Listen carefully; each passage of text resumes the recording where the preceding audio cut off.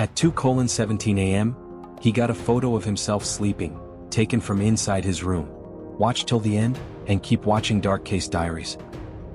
At exactly 2:17 a.m., Daniel Carter's phone rang. A known number. He almost ignored it, but something felt wrong. When he answered, there was no voice, just slow breathing. "Hello?" Daniel whispered.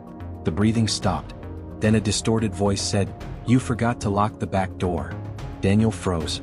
He lived alone. Heart racing, he slowly turned toward the kitchen. The hallway light flickered once, twice, then went out. Silence. He grabbed a knife and moved carefully. Every step echoed louder than it should. The back door was closed. Locked. He exhaled. "Just a prank," he muttered. Then his phone buzzed again. A photo. Sent from the same number. Daniel opened it. His blood ran cold. It was a picture of him, standing in his hallway, taken just seconds ago. From behind. Hands shaking, he spun around. No one there. But now, the back door was slightly open, and the lock was broken. Suddenly the lights came back on. And on the wall, written in red, "You look better scared." Daniel stumbled back. Then from upstairs, a loud thud. But Daniel lived in a single-story house. Daniel stood frozen. The sound came again, footsteps, directly above him. "That's impossible," he whispered. This house had no second floor. Slowly he looked up. The ceiling. A faint outline, like a hidden hatch. His phone buzzed again. Another message. "You never checked the attic."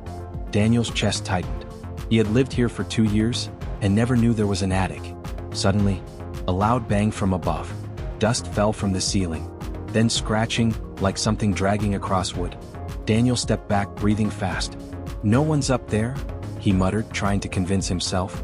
But then, a small crack opened in the ceiling, and something dropped through. A key.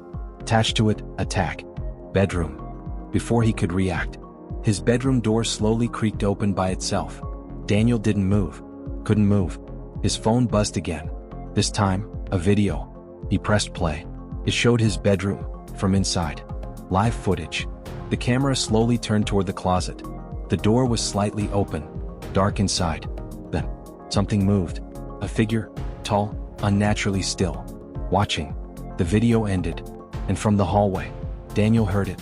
A soft whisper. Right behind him. "Now, you see me." Daniel's body went cold. He turned around slowly. No one. But the whisper, it felt real. Too close. His phone buzzed again. Another message. "Check the closet." Daniel hesitated. Then, gathering what little courage he had, he stepped toward the bedroom. Each step felt heavier. The door was fully open now. Inside, everything looked normal, except the closet. Slightly open. Same as in the video. Daniel gripped the key tighter. His hands were shaking uncontrollably. "This isn't real," he muttered. But deep down, he knew it was.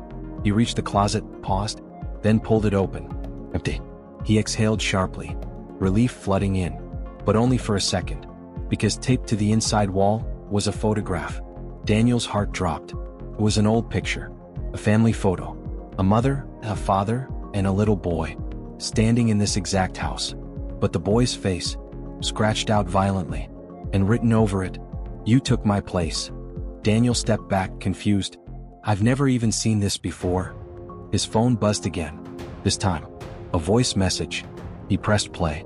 A child's voice. Soft. Broken. "You weren't supposed to live here." "I still do." Daniel's breath stopped. Then, from inside the closet, a slow, creaking sound. Like someone shifting weight. Standing right behind him. Daniel couldn't breathe. Slowly, he turned toward the closet again. It was empty. But the air felt heavier now, colder. Then suddenly, the lights went out again. Total darkness. His phone lit up instantly. One message. "Look closer." Daniel raised his phone flashlight, hands trembling, and pointed it toward the wall inside the closet. At first, nothing. Then he saw it. Faint lines. Hidden beneath the paint. Scratches. Words. He stepped closer, wiping the dust away. And then it became clear. Dozens of messages carved into the wall. "Help me. He locked me here. I can't get out." Daniel staggered back. No, this can't be." His mind started racing. The photo. The child. the messages. Then it hit him. This wasn't random. This house had a past. His phone buzzed again. This time, a document. An old news article. Daniel opened it. Headline: Child missing, father suspected. Below it, a photo. Daniel's blood ran cold. The father in the picture looked exactly like him. Same face, same eyes, same everything. No, that's not possible. Then he read the name. Daniel Carter. His own name. But the date was from 20 years ago. Suddenly, a loud slam behind him. The bedroom door shut violently. And this time, the whisper wasn't on the phone. It was inside the room, right next to his ear. You came back, just like he did. Daniel's knees weakened. This isn't me, he whispered. But deep down, he was starting to remember. Flashes. Quick, broken memories. A child crying. A locked room. A voice shouting. His voice. No. Stop. Daniel screamed, holding his head. The room started spinning. Then, everything went silent. His phone buzzed one last time. A final message. Now you remember. And suddenly, it all came back. 20 years ago. This house was his. That child was his son. Daniel staggered backward, shaking. I didn't mean to. But the truth hit harder than anything else. He had locked the boy in the attic. As punishment. Just for one night. But he never opened it again. The boy screamed. Cried. Then, nothing. Tears streamed down Daniel's face. I forgot, he whispered. No, the voice replied. You chose to forget. The closet door slammed shut on its own, then slowly opened again. This time, the boy was standing there. Well, so, eyes empty. You took my life, the child said softly. Now, I take yours. The lights exploded. Darkness swallowed everything. Then, silence. At exactly 2:17 a.m., Daniel's phone rang again. A known number. And somewhere, in that same house, a new owner answered the call.